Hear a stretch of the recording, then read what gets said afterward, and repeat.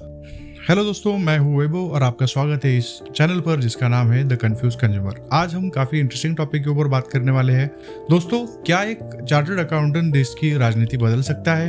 आज हम बात कर रहे हैं उस युवा नेता की जिसने बहुत ही कम उम्र में राष्ट्रीय राजनीति में अपनी अलग पहचान बनाई है।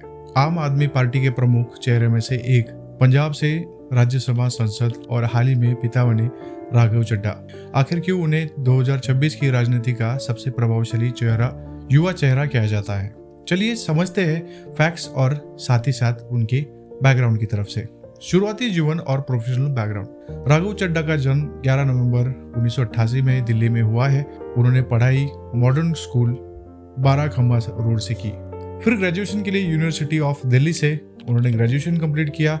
इसके बाद उन्होंने चार्टर्ड अकाउंटेंसी की पढ़ाई अपनी पूरी की। कॉर्पोरेट दुनिया में भी उन्होंने अपना हाथ आजमाया है। डेलॉइट और ग्रांट थॉर्नटन जैसी बड़ी कंपनियों में भी उन्होंने काम किया है।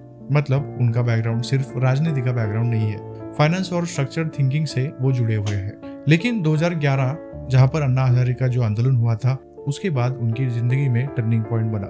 यही से उन्होंने कॉर्पोरेट करियर छोड़कर राजनीति का रास्ता चुना। राघव चड्ढा आम आदमी पार्टी के शुरुआती सदस्यों में से रहे हैं। उन्होंने पार्टी का मैनिफेस्टो ड्राफ्ट करने में भी महत्वपूर्ण भूमिका निभाई।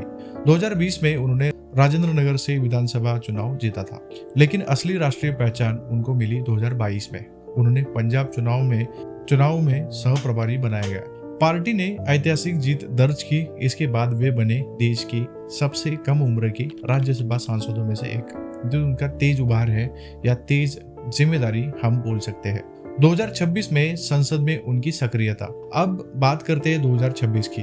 फरवरी बजट सत्र में राघव चड्ढा ने कुछ मुद्दे उठाए जो काफी चर्चा में भी रहे होंगे।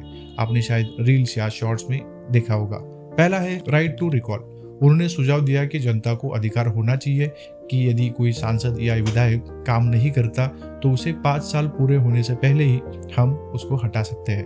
यह विचार नया नहीं है, लेकिन इसे सांसद में प्रमुखता से उठाना राजनीतिक साहस माना जाता है।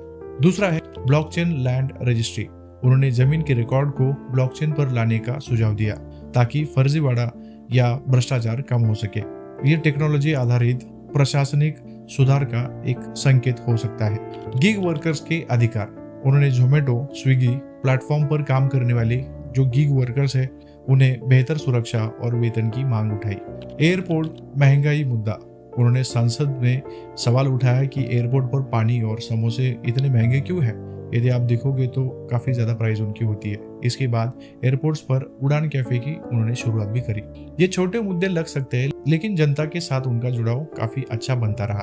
अब बात करते हैं उनके पर्सनल लाइफ के बारे में, जो हमेशा सोशल छवि रहती है। राजनीति के अलावा राघव चड्ढा अपनी पर्सनल लाइफ को लेकर काफी चर्चा में रहते हैं। सितंबर 2023 में उन्होंने परिणीति चोपड़ा के साथ शादी की। 19 अक्टूबर 2025 को वो दोनों माता पिता बने।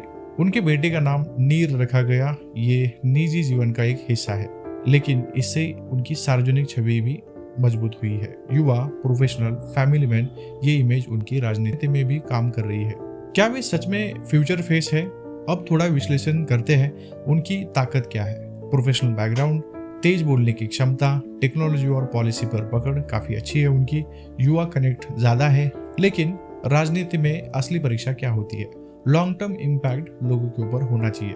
पॉलिसी को लागू करवाना, ग्राउंड लेवल पर बदलाव दिखाना। स्पीच देना एक चीज है, सिस्टम बदलना ये बड़ा इम्पैक्ट हो सकता है। भारत की राजनीति अभी बदल रही है। अब सिर्फ जाति और नारे नहीं, डेटा, टेक्नोलॉजी, पॉलिसी की बात होती है। राघव चड्ढा उस नई पीढ़ी का प्रतिनिधित्व कर रहे हैं जो राजनीति को प्रोफेशन की तरह ट्रीट कर रही है।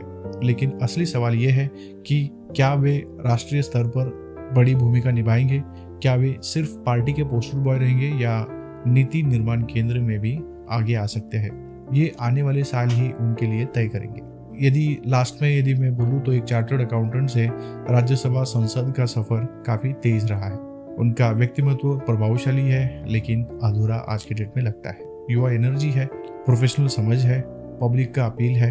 अब ये देखना है कि ये जो एनर्जी है वो सिस्टम को कितना बदल पाती है। सिस्टम को कितना बदल पाती है। आपको क्या लगता है, राघव चड्ढा आने वाले समय में राष्ट्रीय राजनीति का एक बड़ा चेहरा बनेंगे या राजनीति की भीड़ में एक और नाम बनकर रह जाएंगे? आपकी राय कमेंट में जरूर आप बता सकते हैं। दोस्तों, मिलते हैं अगले वीडियो में। यदि आपको इस तरीके के वीडियो पसंद आते हैं तो प्लीज़ इस चैनल को सब्सक्राइब कीजिए और इस वीडियो को लाइक भी कीजिए और दोस्तों के साथ भी आप ये वीडियो शेयर कर सकते हैं। Thank you so much for watching this video. आगे आने वाले टाइम में काफ़ी पॉलिटिकल बातें भी इस चैनल पे शायद इस चैनल पर होने वाली है, तो मिलते रहिए ऐसे ही। तब तक बाय।